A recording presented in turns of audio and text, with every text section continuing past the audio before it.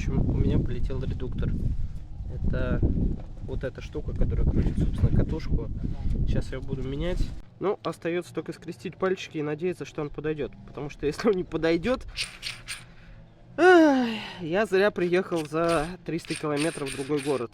Это просто сюр. По креплению они, в принципе, одинаковые, но он не налезает на штангу. Это доказательство того, что у японцев маленькие не только члены, но и редукторы. Кино не будет. Операция ремонт провалилась.